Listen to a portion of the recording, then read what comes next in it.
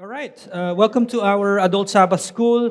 We are on our third lecture in our series entitled Let the Children Come to Christ. And as mentioned before, the lecture or the series title is derived from Mark chapter 10. Remember when Jesus Christ wanted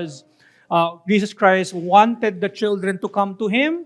However, it was the disciples uh, who prevented the children and the guardians of the children to come to Jesus Christ. And the response of Jesus Christ, as according to Mark chapter 10, that He was indignant, He was angry, and rightfully so, because we ought to bring the children to the Lord and Savior Jesus Christ, because as Mark chapter 10 obviously tells us that Christ wants them to approach Him.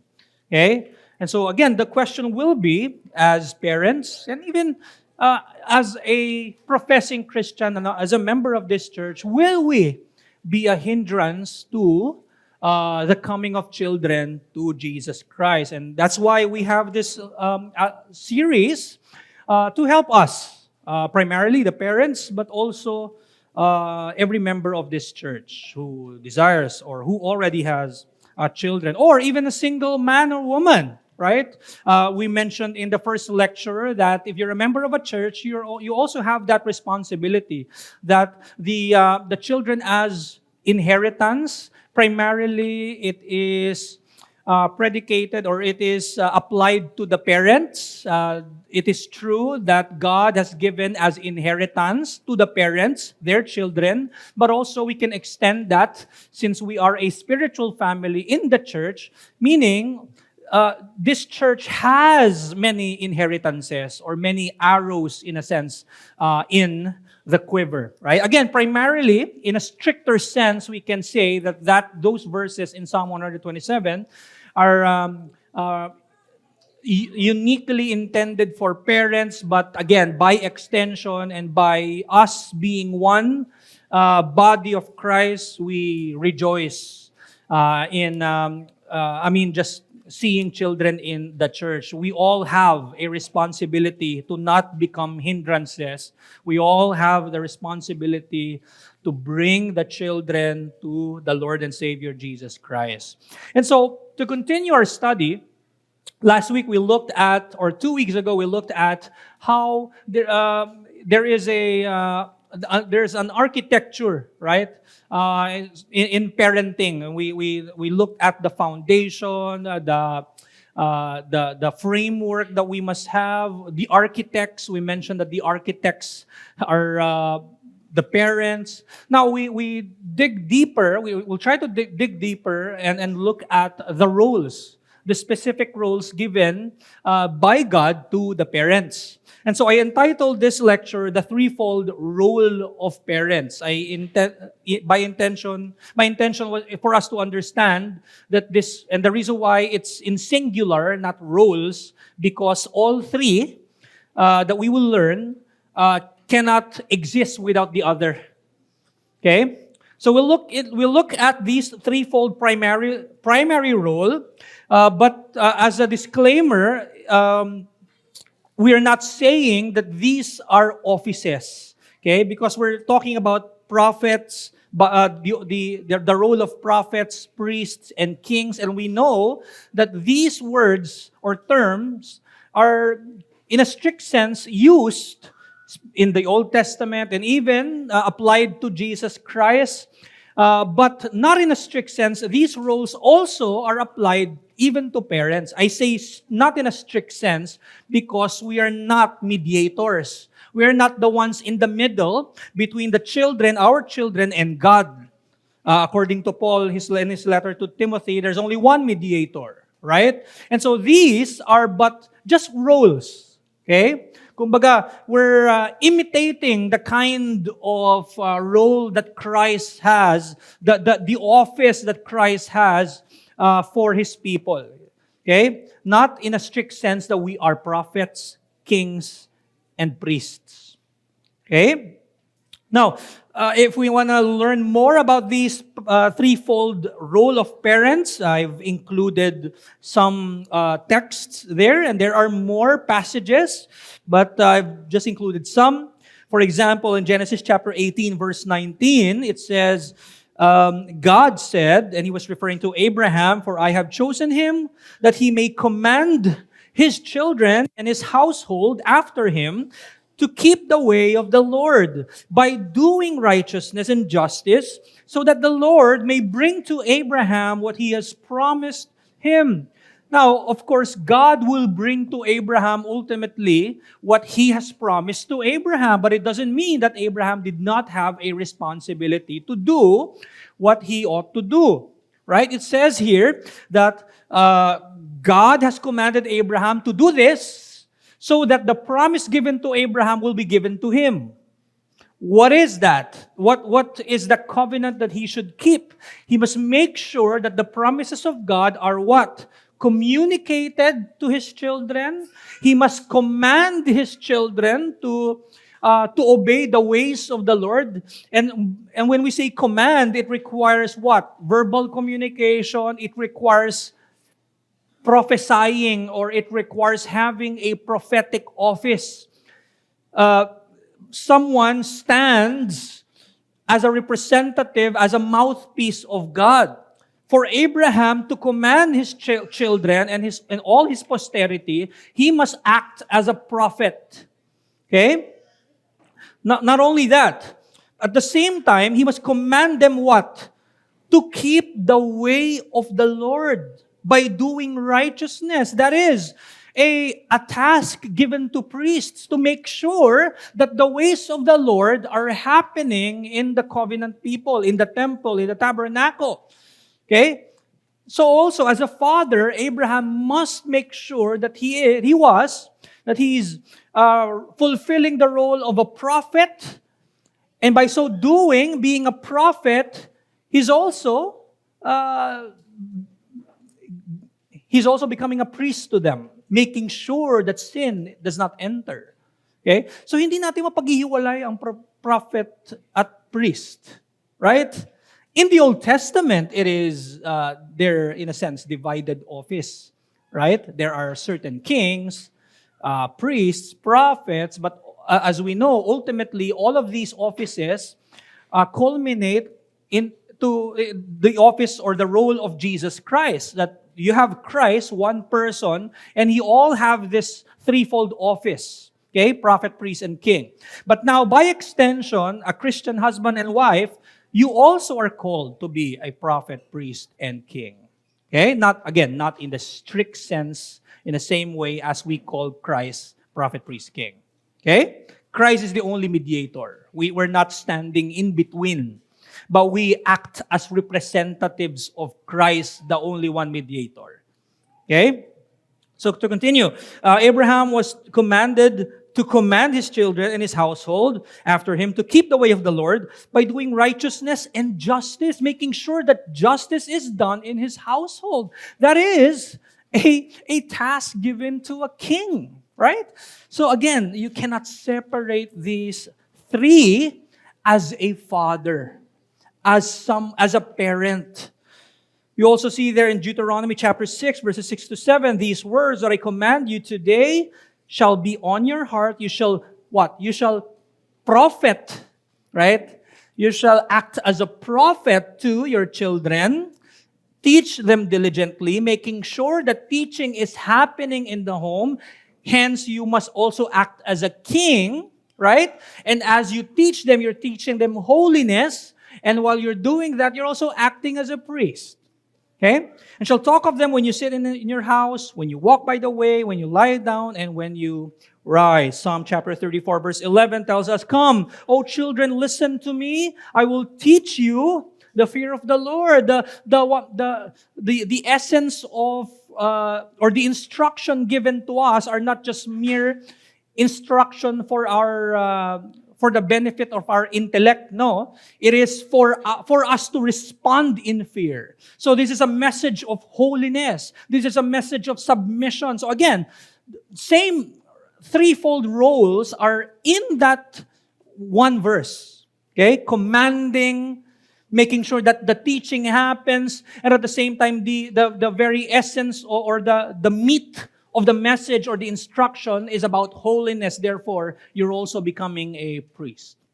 Okay? Ephesians chapter 6, verse 4, Fathers, do not provoke your children to anger, but bring them up in the discipline and instruction of the Lord. In the second clause of that sentence, you see already, bringing them up would require teaching, prophet, making sure that it is happening, that is the kingship, but also, you're not just teaching them for them to know these things, no, for them to be disciplined and ultimately to be brought up to the saving knowledge of Jesus Christ, hence priesthood.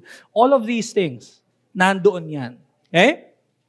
So some pointers that we need to understand, the threefold role is not considered, again, a mediation in the redemptive sense, meaning, again, we're not the ones as parents standing in the middle at nakasalalay sa atin yung salvation ng ating mga anak. Ultimately, that is, kumbaga, yun lamang ay nakasalalay sa Diyos. Parents, however, are used by God. Okay? We are to perform or fulfill those roles. We are not the mediators. Okay? Because the mediation is only unique to Jesus Christ. What does that mean? It means that even if there are no parents, God would still work. God can still work in the heart of a child. Because ultimately, the mediation is not the parents. The mediation is not a work of the parents, right? Rather of Jesus Christ. Okay? So, parents are what? Actors, representatives, the ones who fulfill the role. They're representatives of the mediator.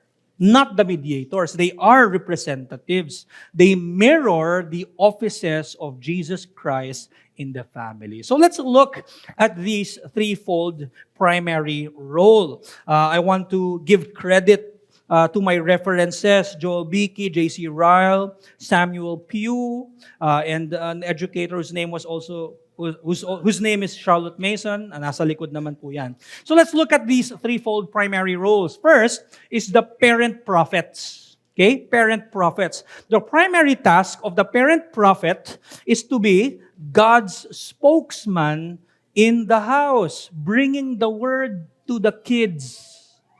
Okay? According to Joel Beakey in his book, Parenting by God's Promises, and he was comparing, the context of this quote is that he's saying that in the church, right, we're getting the word preached, we're learning from the pulpit the preaching of the word, and it ministers to us, and it ministers to our daily spiritual needs.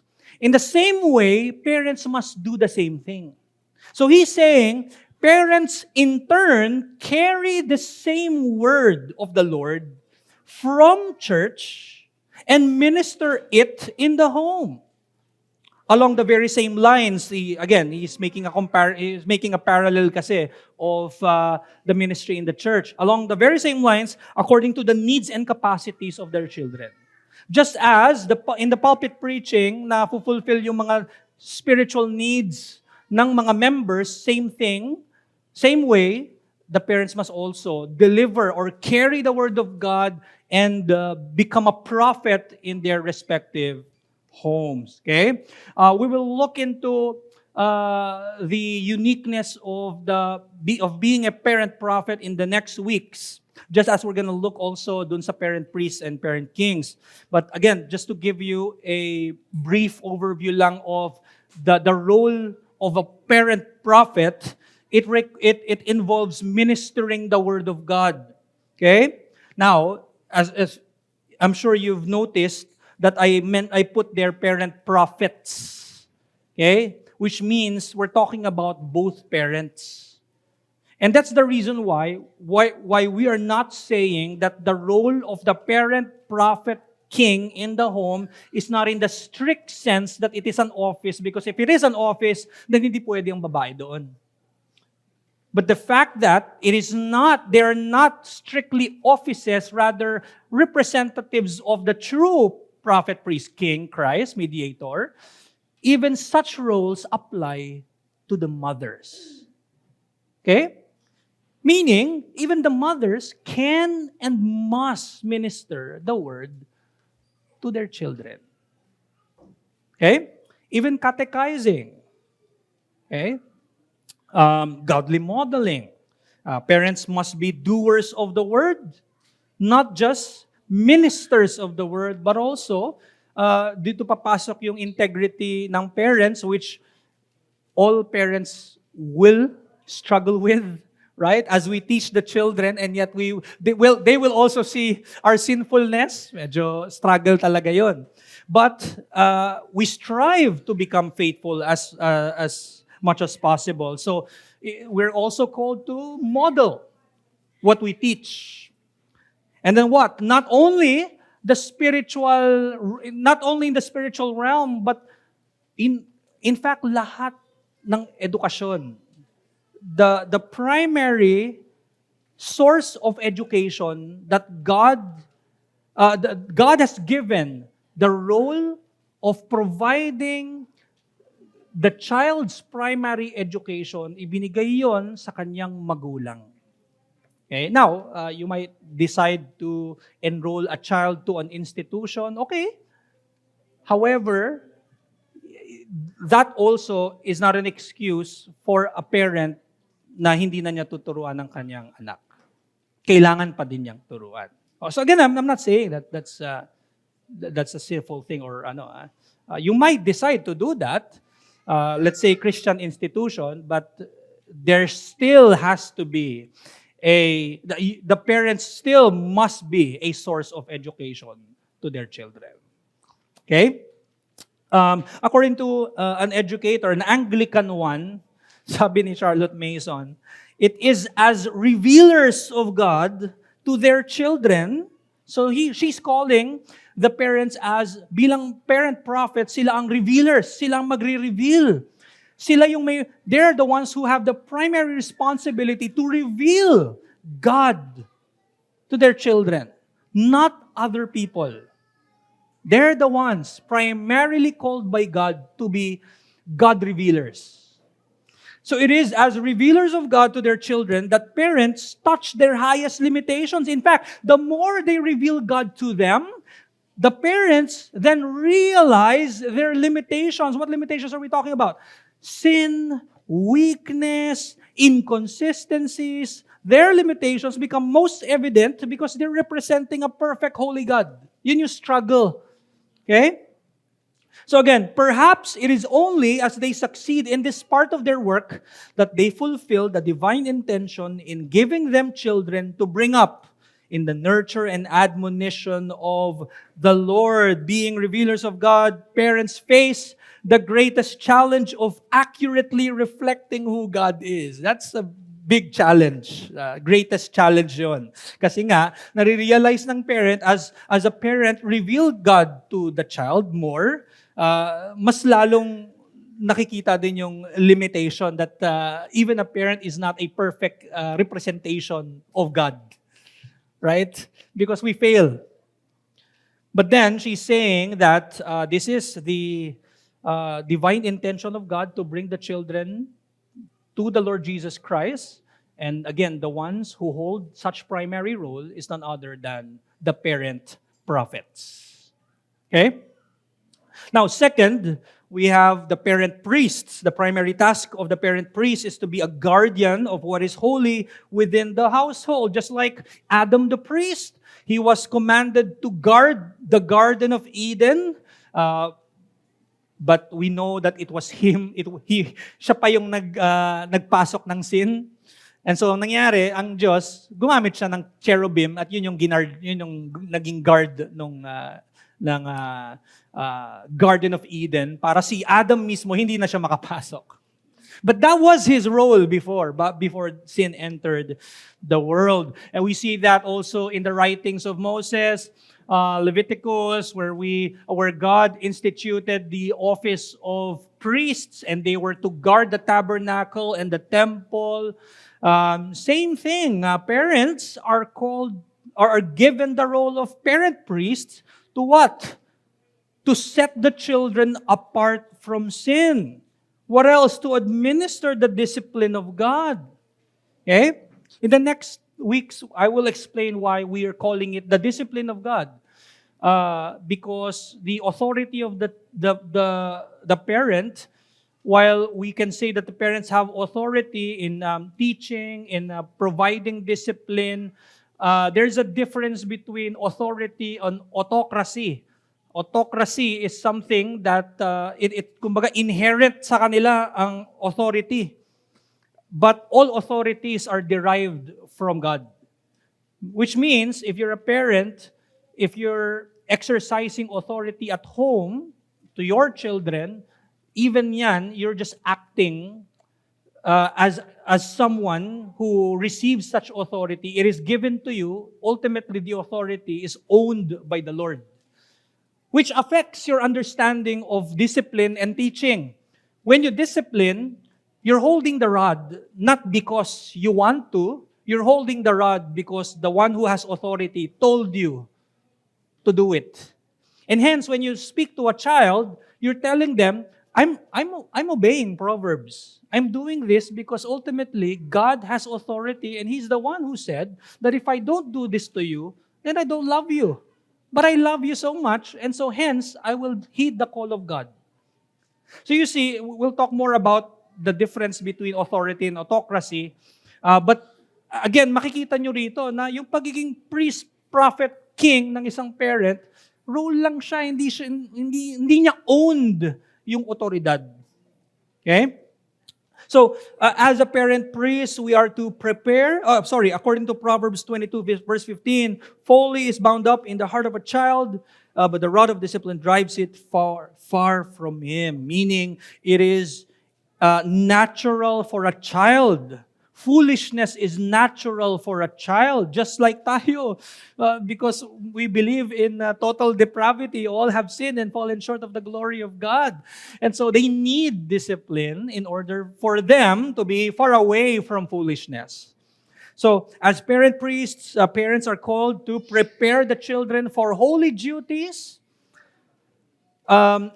Just like priests in the Old Testament, they go to the inner court and they offer incense and they pray to God. Right? There's may tinatawag na table of incense, altar of incense. In the same way, so the priests have that role. In the same way, the parents also must act as priests in a sense that they must also offer sacrificial prayers to God. Okay? And always pray for the salvation of the children. What else? As parent priests, they are to exercise priestly sympathy. Okay?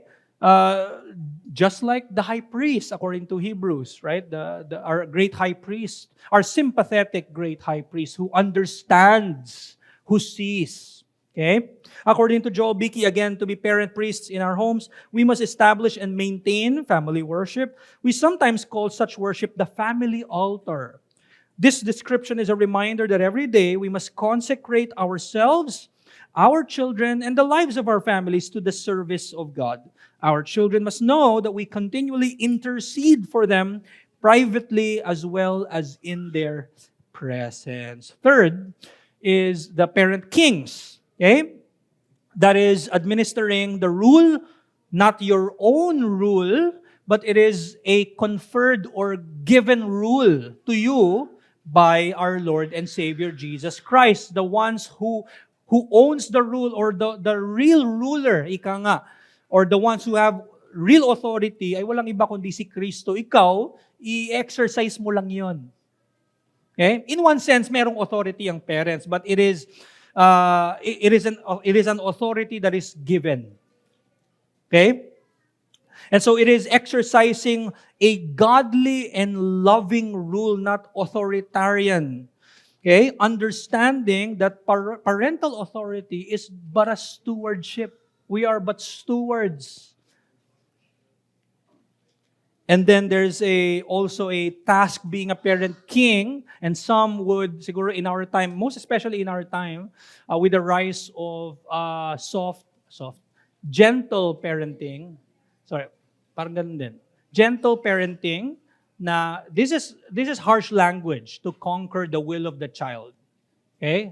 Very harsh language, especially in our in the modern time. But basically, this is something that is under the umbrella of parent kingship. As parents, we are to, yung mga language pa ng mga Puritans, subdue the will of the children. Eh ngayon, what? Hindi po pwede yan. No? Hayaan natin sila. We have to let them be. Sa Proverbs, sabi, pag hinayaan natin yung bata, hindi natin sila mahal. So medyo harsh yun sa panahon natin ngayon. But eto merong quote si S.S. Pugh or Samuel Pugh sa kanyang book na Christian Home Life. By the way, I highly recommend this book. It is, I think, 200 plus pages, but for a parent, sobrang maganda to. He was a Baptist minister, 19th century, and meron siyang mga writings about home life. So one of them is Christian Home Life. He said, I insist upon conquering the will of children betimes. So archaic word ang betimes, meaning, nilagay ko ni meaning dyan, early. At an early age, the will must be subdued or conquered. Okay? Because this is the only strong and rational foundation of our religious education, without which both precept and example will be ineffectual. No matter how many examples we give to our children, if their will is not subdued in the home, their wills will eventually be subdued by the world. So at an early age, dapat yung pundasyon, ito yung sasabi natin, 2 weeks ago in the last lectures, the foundation must be built. Okay? So then a child, without which both precept and example will be ineffectual. But when this is thoroughly done, then the child is capable of being governed by the reason and holiness or piety of its parents, till its own understanding comes to maturity and the principles of religion have taken root in the mind. Sobrang lalim na nung principles ng religion sa kanilang mga puso na kahit iwan sila ng magulang, by their own, meron na silang self-discipline. And rooted yon sa word ng Diyos, sa word ni God. That is the kind of conquering. Okay? Now, Dr. John Daniel Morel, in his book, Introduction to Mental Philosophy, nakuha ko tong quote na to mula sa isa sa mga volumes ni Charlotte Mason. And so I'm going to quote John Morel. He said, the education of the will is really of far greater importance as shaping the destiny of the individual than that of the intellect. He's saying, conquering the will is better than conquering the intellect. Yung intellect, parang mere information lang siya, tinuturuan mo lang ang bata. That's fine, but there's something greater than that. And that is what? To train the will. The will, doon galing yung choices, doon galing yung disposition, doon galing yung judgment, doon galing yung discernment. That's what we're conquering. Okay? And so he said, theory and doctrine and inculcation of laws and propositions will never of themselves lead to the uniform habit of right action.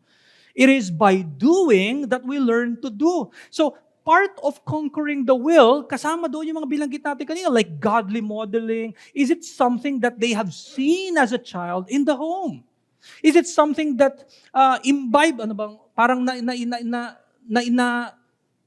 nailagay na yung pattern na yon sa kanilang mga puso? Kita nila sa bahay yun, lagi. Kumbaga na-build yung habit sa kanilang tahanan. Nako-conquer yung will nila. Nakapaglaki nila, teka, ito yung kinalakyan ko eh. My choices depend on how I was brought up. Right? So, It is by doing that we learn to do, by overcoming that we learn to overcome. And every right act which we cause to spring out of pure principles, whether by authority, precept teaching, authority, exercising your authority, or by godly modeling or example, will have a greater weight in the formation of character than all the theory in the world. Whatever theories you teach them, mas magre-retain sa kanila yung the habits, good habits that were formed in their childhood. Okay?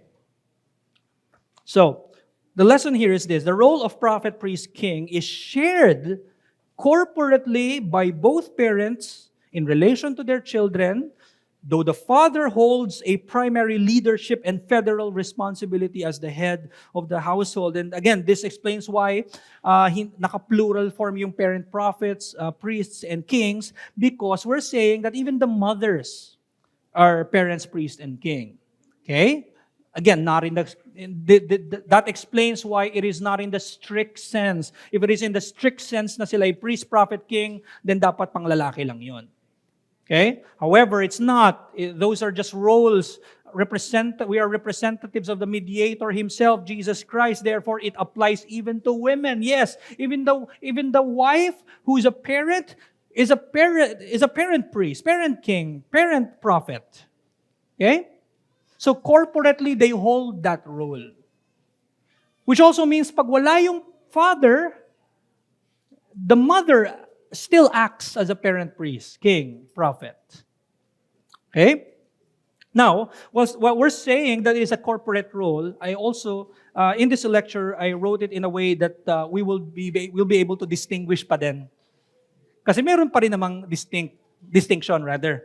So let's look at the father's distinct federal role. And when we use the word federal, what we mean by it is that he is the representative of his entire family. He's a representative of his wife, right?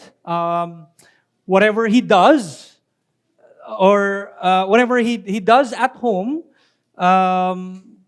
nire-represent niya yung kanyang asawa. Kunwari, pag nakita natin ang asawang babae, wow, we can see evident ang kanyang holiness. We can also say na okay, it's because of her representative, her husband. Right? So yun yung federal. Like for example, si Adam, if you're not in Jesus Christ, your federal head is Adam. What Adam did, you also did. But if you're in Jesus Christ, your federal head now is Jesus Christ. What Christ did, you also did. So in that same sense, ganun ang federal headship ng husband. That if a husband sins, madadala niya ang kanyang asawa at ang kanyang mga anak. Ganun siya. Okay? Ganun ang federal role ng isang lalaki. I'm not saying na ganun din yung kasalanan ng asawa. No, pero madadala niya yun. Madadala niya. They will experience the consequences of it. Okay? So again, while the threefold role is corporate, the father holds the primary leadership. Okay? So let's just look briefly about the distinct federal role of the father. He has federal headship, as mentioned. The father, as the head of the home, acts as an ambassador representing his family before God and the church. Okay? Second, kita natin sa kanyang distinct role, he should be the leader in worship. There's leadership in worship. Okay? He must be leading in intercession. If there's a family lunch, dinner, breakfast, the one leading, alam na kagad natin, should be the father. Right? Now, is it bad if the wife leads in prayer? Of course not. Kunwari, pag wala yung husband, definitely, as a parent, prophet, priest, king, the wife must lead. Or kung walang boses yung husband at that time, or may sakit, at nandun siya, and he says, okay, can you pray? Nothing wrong with that. Okay? But we know it should be the husband. Okay? He's the leader in worship. Okay? A good example of this was Job. In the first chapter of Job, the author was showing to us how righteous Job was. Right? Just so, ma-vindicate siya kasi yung accusation sa kanya nung tatlong kaibigan niya, di ba, sila Eliphaz, they're saying, oh, this is happening to you because of what you have done. But in chapter 1 has been in Job chapter 1, sinasabi na kagad sa atin, no, actually, he's a righteous man. And what was the argument? How can we see his righteousness? I'm not saying he's perfect. Huh? He is righteous, yeah, but doesn't mean that he's sinless. How does Scripture show that Job was a righteous man? Job chapter 1 verse 5 tells us he rose early. He rose early. So don't worry, pagka late po kayo ng gising, hindi ibig sabihin na kayo ay, okay? He rose early to intercede for his family. Okay? Job, verse 5, Job would send and consecrate them, and he would rise early in the morning and offer burnt offerings according to the number of them all, number of his children. For Job said, it may be that my children have sinned and cursed God in their hearts. Thus Job did continually. Now in our time, you don't wake up early to offer burnt offerings. Christ already offered himself once and for all.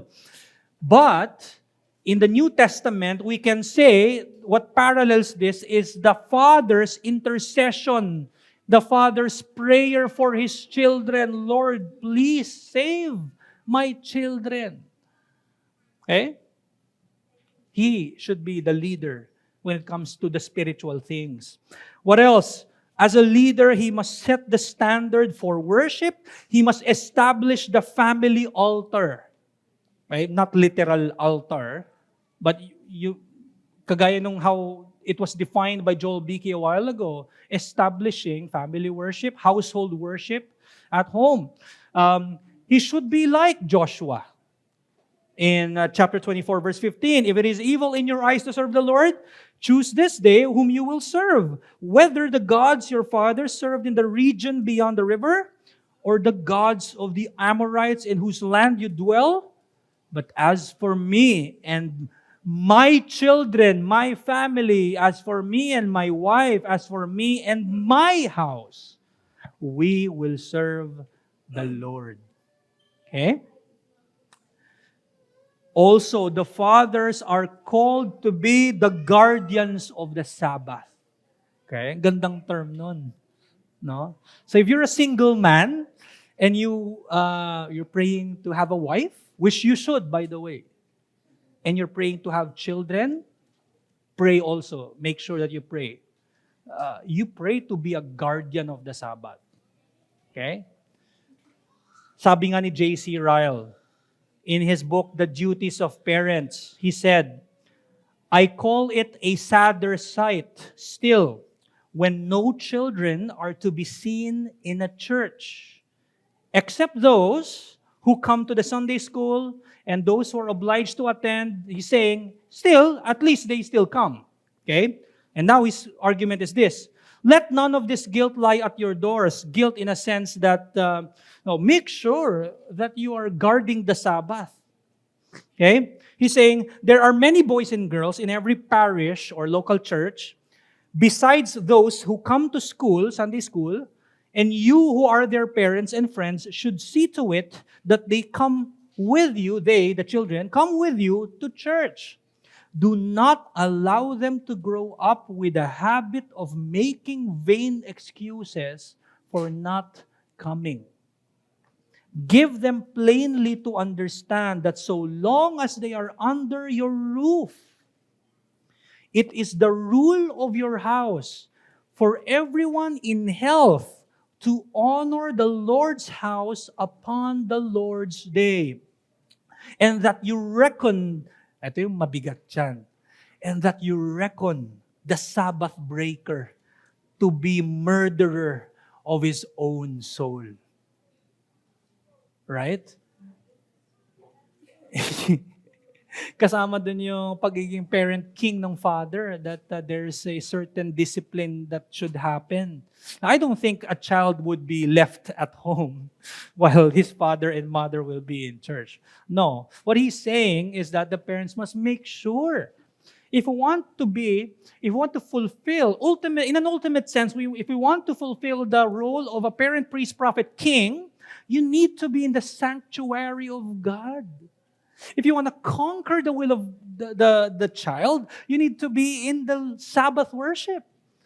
If you want to discipline your child and for the child to understand better the reasons for discipline, the reasons why you always talk about Christ at home, you need to guard the Sabbath and must keep it holy. It is, I will echo what J.C. Ryle said, it is a sad sight. It is a sad sight for a child to be asking a parent, hindi na po ba tayo nag-church? It's a sad sight. It is a good thing because a child will ask that. But we should affirm that, okay, there's something wrong. There's something wrong. Right? To continue what J.C. Ryle said, see to it too, if it can be so arranged, that your children go with you to church and sit near you when they are there. To go to church is one thing, but to behave well at church is quite another. And believe me, there is no security for good behavior like that of having them under your own eye. That's a hindi life. Of course, children will be children.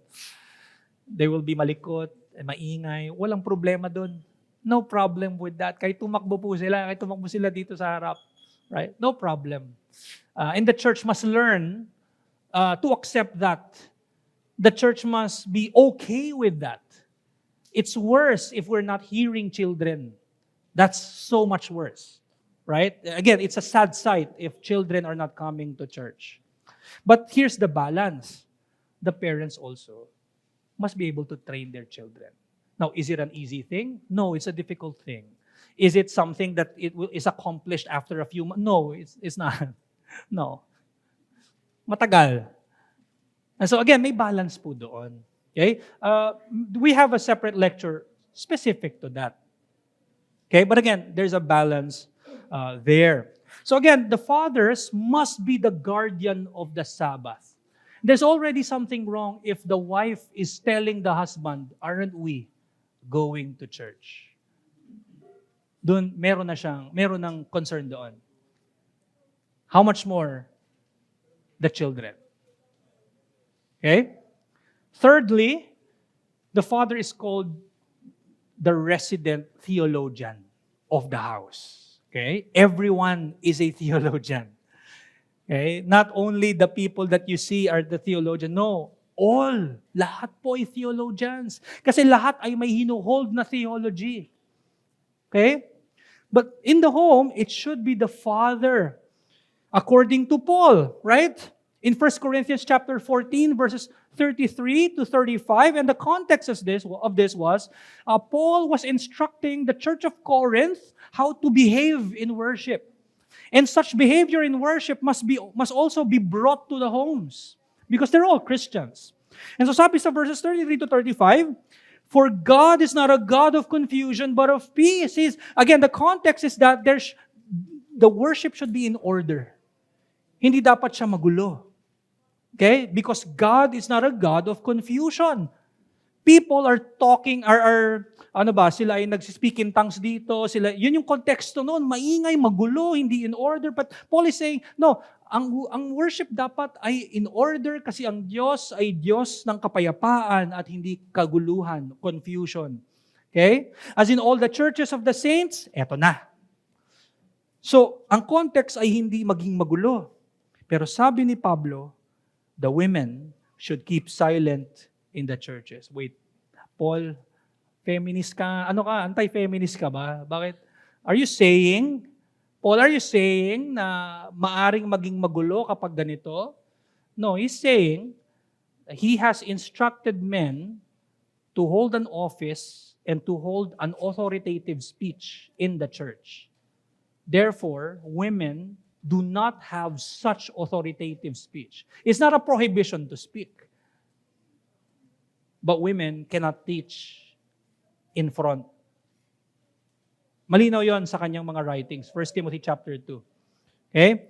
So yun yung context. Ibig sabihin, kasi pag nangyari yun, according to him, no, that's not in order. Yun ay magulo. Okay? And then he says, for they are not permitted to speak, but should be in submission, as the law also says. Now, eto na yung papunta sa tahanan. Okay? He's saying, if there is anything they desire to learn, let them ask the guy seated next to them. Right? Good thing nakita ko bigla, at yun ba yung sabi? Hindi. Ang sabi po dyan, it's a good thing. At least nakita ko yung iba. Let them ask their husbands at home. Now, pagka naisip mo, teka, paano po yun? Single pa po ako. Well, alam mo na. Pray. Yun lang, yun ang sabi ko. Pray tayo. Let them ask their husbands at home. Okay? For it is shameful for a woman to speak in church. Again, ang konteksto nito, hindi po niya pinagbabawal magsalita ang women.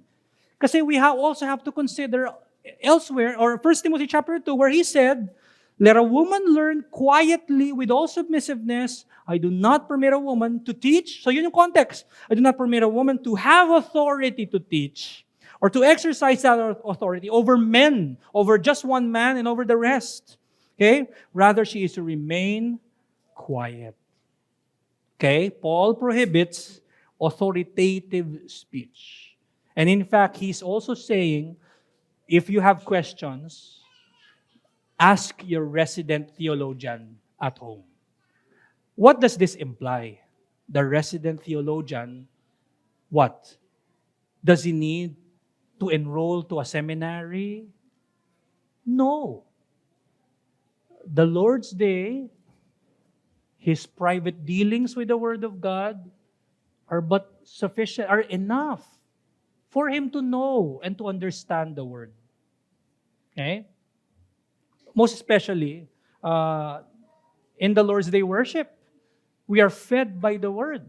And so husbands must focus in the teaching and the preaching of the Word, because they know that when they go home, they should be prepared and ready to answer their wives. Okay? Pastor, paano po kung hindi ko alam sagot? Okay lang din yan. Hindi mo kailangan isipin na masyado mo ibigay yung pressure sa sarili mo. But, hindi ibig sabihin na laging hindi pwede. Or wala kang sagot. May mga times na yes. Wala pong sa atin na merong possession ng perfect knowledge. Okay? Marami po tayong materials, marami libro. Okay?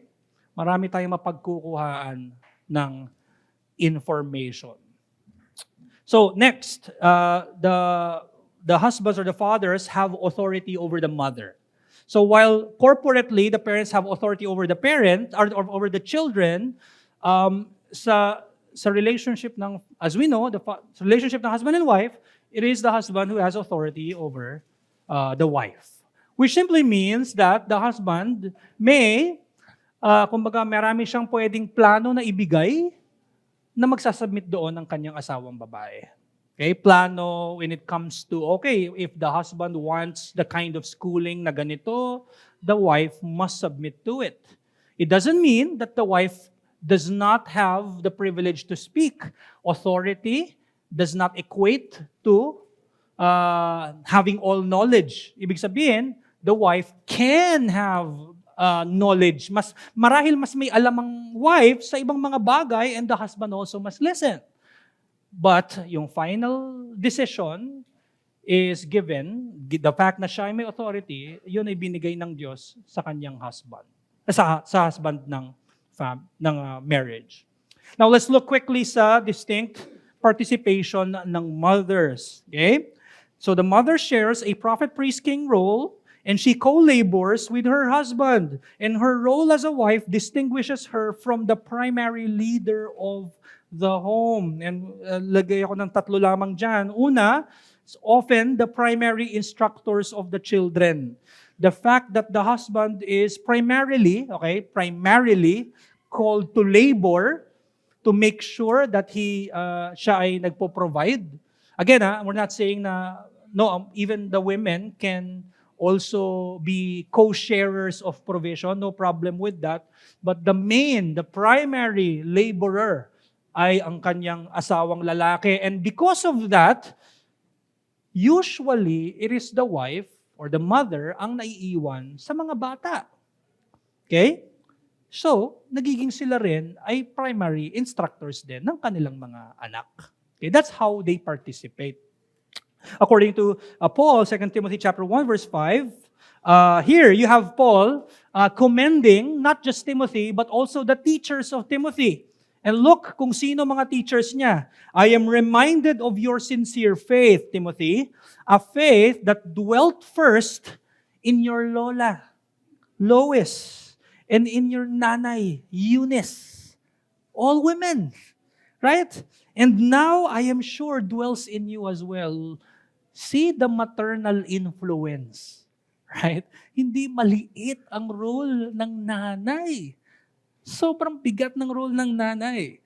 Imagine Timothy became the pastor of Ephesus. And God has used Timothy for the edification of many. But here, it's good that Paul highlighted this and this became God's word to us. Who helped Timothy? His mother, his grandmother. Who helped Spurgeon? His mother. And there are a lot of theologians who were helped also by their mothers. Okay? Hindi baliwala ang influence ng mga nanay. I've read a lot of literature. Two of them, to be specific, si S.S. Pugh, yung binigay kong book kanina, he was talking about his own conversion. He was saying that when he got old, what he remembered at home is the holiness of his mother. Si John Abbott, sa kanyang book na The Mother at Home, there was a time when he was, kumbaga siya ay ano ba yung term na yun? Yung nagagano ng iyong holiness, backslide siya. Inamin niya yon sa The Mother at Home.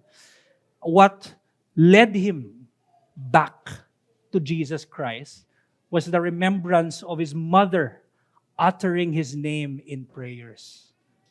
Ganon ang influence ng mga nanay. Okay? Ganon ang participation ng mga mothers.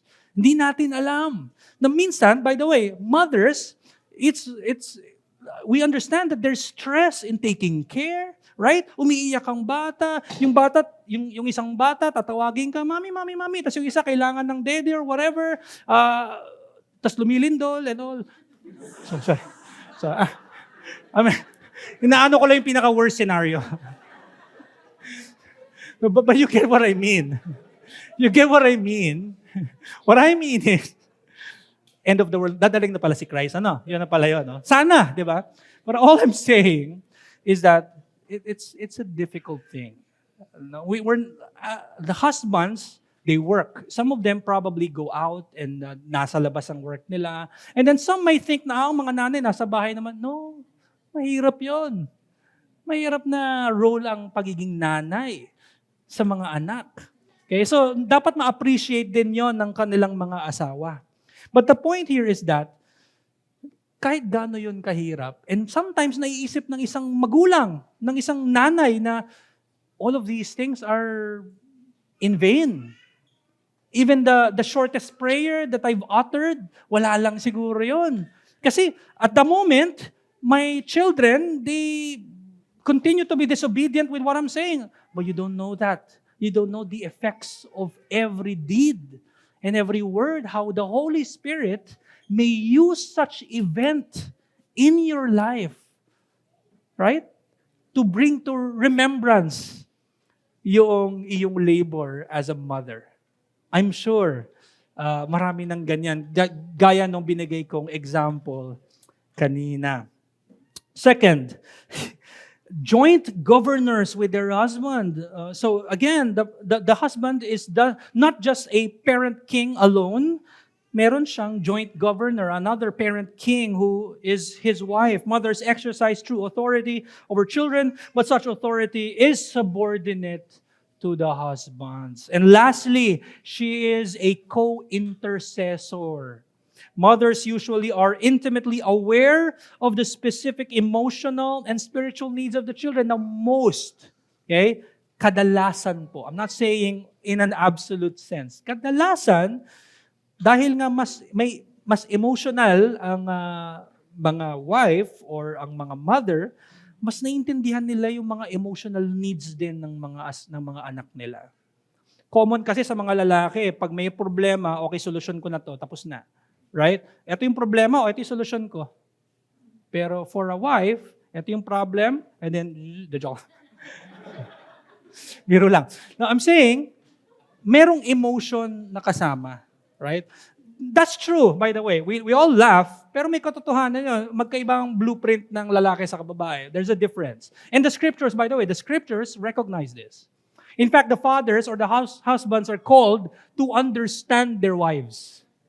Right? Who, by the way, the scriptures call the wives as weaker vessels. Not in a negative sense. It's just that they're different also.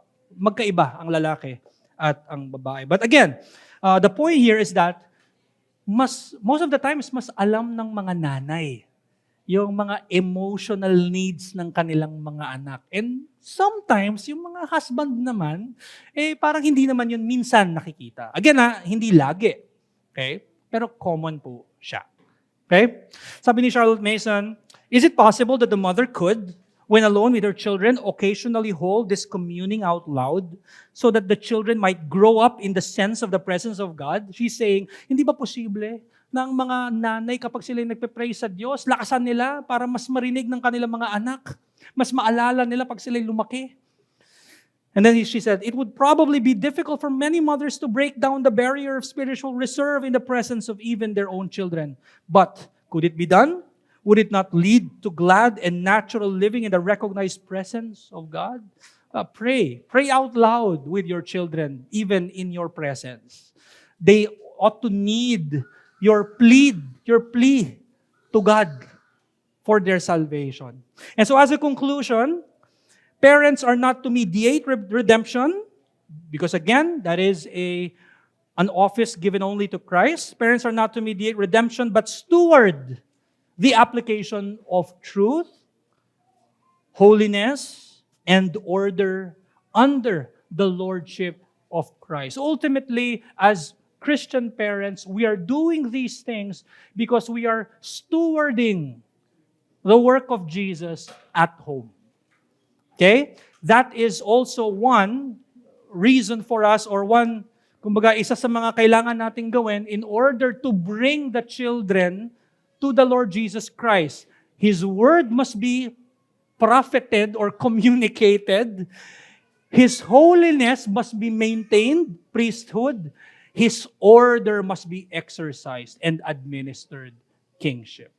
Next week, we'll look at the parents being rulers of the home. So, any questions po?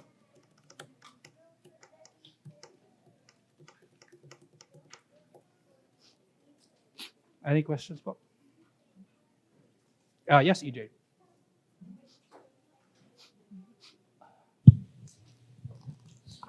Yung question ko ba, Pas, is about the questions sorry, kasi nabanggit kanina, Pas, about sa resident theologian. Okay. It should be the wife always asking the husband pagdating sa mga questions Okay. about theology and all. And siguro yung tanong ko lang, Pas, is kasi meron tayong Telegram about ask questions. Yes. So, is it right na parang may process ba tayo na, for example, I mean, hindi naman strict, like Right. si wife should come to the husband, and if the husband has limited knowledge nga about it, he can ask sa Telegram. Is that something you would advise? Yeah, definitely. Kasi we acknowledge naman na not all of us ay alam ng lahat ng bagay. Yeah, definitely. Kaya yung mga kagaya niya sa Telegram, ano lang naman din yun, parang avenue lang din for people to ask. Pero yeah, ideally, if they have questions, directly sa kanilang husband. Pero kunwari, a wife comes to anyone, or kunwari, for example, kunwari sa akin, hindi ko naman, di ba may asawa ka? Hindi naman. Of course, hindi. Siyempre, hindi. Example lang. So, of course. It's fast. Kumbaga, Nilinaw ko lang yung pas, hindi strict yung... yes, definitely. Pero ano siya, it's challenging siya sa mga ano. Tsaka, I hope hindi lang challenging in a negative sense, but encouraging. Kasi, ibig sabihin, the wives also must trust the theology of their husbands. So, yeah. Thank you, Pas. Okay. Meron pa po ba? Pass follow-up lang Okay, brother. sa question niya. Parang okay ba na advice to the men na kung hindi nila alam, to figure it out together. Parang kung hindi alam nung husband, Okay. nagtanong si wife, hindi alam yung husband. Okay. Tapos parang, nag-decide si husband na, okay, let's figure it out together. Aralin natin yung scripture. So, wala namang parang any process na set on stone. Wala naman. Kumbaga, we're just, yung sinasabi ni Pablo, kumbaga, ito dapat ang calling ng husband. Now, does that mean that lahat ng katanungan ay masasagot niya? Hindi naman necessarily. Ibig sabihin, kasama din doon, even yung paghahanap niya ng sagot. Kasi kunwari tayo, kapag, meron kayong tanong at hindi ko rin alam, for sure, merong mga questions talaga na hindi ko rin alam. I will also research it. So, I think yun din yung maganda doon. And kung part yun ng research niya or and to ask for the brethren, no problem with that. Kumbaga, hindi naman strict na parang, okay, galangan ganito, ganito, ganito. Does that make sense? Pero ideally, the wife should be able to trust the understanding ng kanyang asawa sa word ni God. So for example, kunwari family worship, and kunwari you guys are talking about the Acts sermon, kunwari in the morning, kanina, teka, ito sinabi to kanina, pwede mo ba explain sa akin to, love or honey, ganyan? I-explain nyo ni love sa'yo or ni honey sa'yo, right? Or kapag ka medyo nalabuan din siya, tanong natin yung preacher. Kasi baka nga, di ba, wala rin namang parang set on stone na proseso dyan eh. So, okay, meron pa po ba? Yes, John. Hi, Pas. About parent kings. It's the first time I heard conquering the will Yes. of the children, and it's an interesting term. I just wanted to ask, how does that look like, or how does that sound like? And also, does that look different as the child ages and as they grow up? That's a good question. Yeah, meron tayong, I think it would be next week, when I talk about the parents as rulers. Yeah, there's a certain strictness sa early age ng isang bata, and habang sila'y lumalaki, ito dapat ay lumuluwag ng lumuluwag. At hayaan, kumbaga meron ng kumbaga habang na-build yung na-build yung pundasyon at na-build yung self-discipline sa bata, hindi necessarily na lagi kang kasi ang pinaka-goal ng education and even yung pag-rear sa child is to let them, yun yung pinaka-goal to let them live on their own. Pero kailangan meron munang conquering ng will sa early age. Now, yung conquering ng will, itatakal natin yun next week. Maraming nakapaloob doon, like kasama doon yung pag-administer ng rule sa bahay, making sure that it is done. Kasama doon yung helping them understand obedience. Kasama doon yung corrective discipline, formative discipline. So maraming nakapaloob dun sa pag-conquer ng will. Kasi hindi lang siya parang, okay, one take and then that's it. No. It's a lot of things and not just also in one day. Hindi, buong kabataan noong bata. Kasama pa din doon even yung yung pag-form ng habits, yun, isa yun sa mga very important thing. Pag ma-form yung habit ng bata in a way that the child would know how to do things on his or her own. Kasi na-form yun. Ibig sabihin, na-conquer yung kanyang will. Ibig sabihin, kahit wala ka, okay, the child knows what to do kapag dumaan tayo sa sitwasyon na ito. Because his will has been conquered or subdued in a way that yung disposition niya, yung choices niya, naka-frame in accordance sa salita ng Diyos. So parang gano'n. Kunwari, biglang yung kapatid niya, kunwari lang, merong ginawang mali. Kahit wala yung magulang niya, uy, that's a sin. Kasi na-form yung, na-subdue yung will niya. At alam na niya kung ano yung, kumbaga, mali yan. Alam na niya kagad kahit wala yung parents niya. So may mga ganon na I hope to be able to talk about next week. So, Thank you, Pastor. yes. Meron pa, Jack. Pas, can you recommend a baby Christian or someone, A baby Christian? or a man pas nakaka-convert lang Okay. na mag-pursue ng marriage? Kasi marami akong Ulit? Sorry. mag-pursue ng marriage pas. Paulit ulit. Sa umpisa. Can you recommend yung man na kaka-convert lang pas na mag-pursue ng marriage? Kasi marami akong men pas na may fear.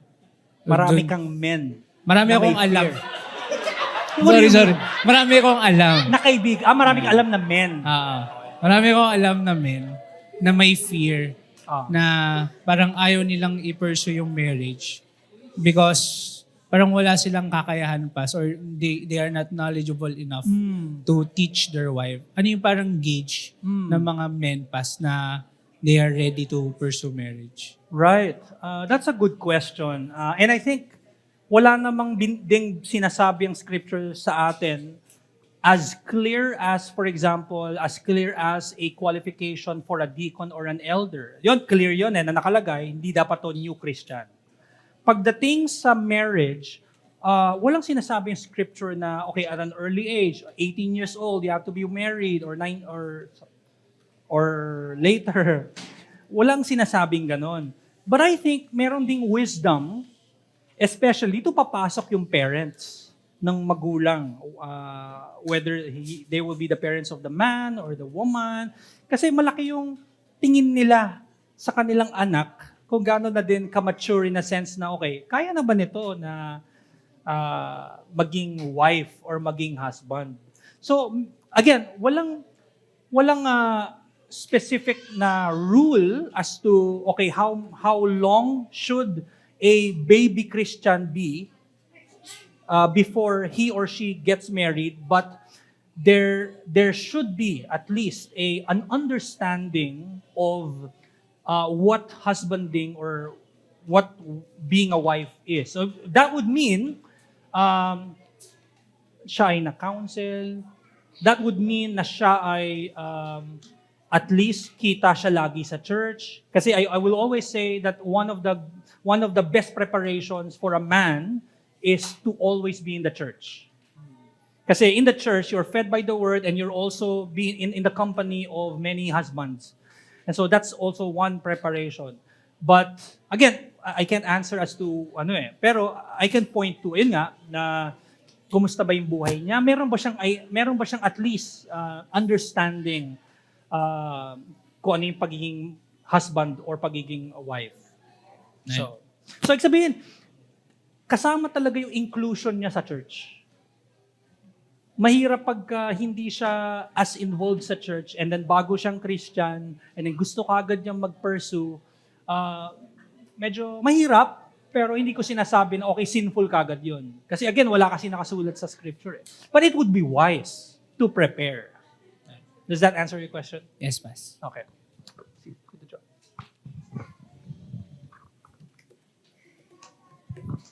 I want to go back to the question that John posed about Okay. subduing of the will. And if I may share about that, it's funny because we were just talking, me and my wife, about the fact that based on what we have heard today, we were not very good Christian parents in the past. And Ngayon, we're more grandparents now than parents. So wala na kaming opportunity to apply what we're learning here today. But I wanted to share na nga with the young parents and the parents to be, soon to be parents, that your explanation about subdue the will of the child is equivalent to guiding them, influencing them to form good habits. That word influence is really what I see a good Christian parent does. They influence their children through the Word of God. It is 10 times easier to influence a young child than a grown-up child. Yep.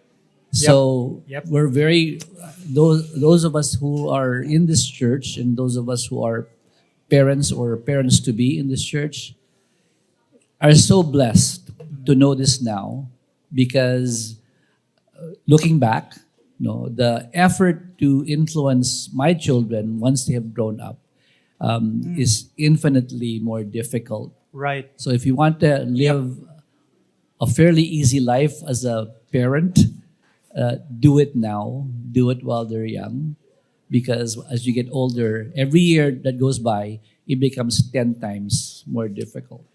Amen. It's sharing our Thank you. experience. Thank you, Tito Joey. Thank you. That 100%, I affirm it.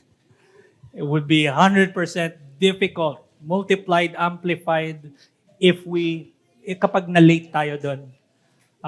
So may itatouch din natin siya next week. Kasi imagine mo na-influence na siya ng mundo. So paghahabulin na siya ng parents, the tendency of a sinner, katulad natin, will be to lalaban na. May mga ganun. So I can 100% affirm that. So thank you, Tito Joey, for sharing. Okay, mga kapatid, kung wala nang questions, pwede na naman po mag-ask privately. Let's pray. Panginoong Diyos, aming Ama, salamat po, Lord, sa inyong kabutihan sa amin. Salamat at Lord, you have been blessing our church by adding a lot of children. Lord, salamat, Panginoon Diyos, sa inyong kabutihan. Nawa ito'y makatulong sa amin, sa aming pag-rear sa mga bata into the saving knowledge of Jesus Christ. But most importantly, O Lord, nawa ito ay mas makita namin yung hirap nito bilang mga parents and even members of the church.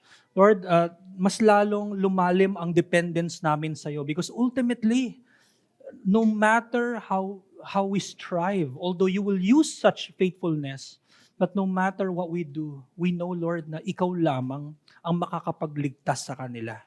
So Lord, save them. Grant them true repentance and faith. So Lord, salamat. Ito ang aming dalangin sa ngalan ni Jesus. Amen.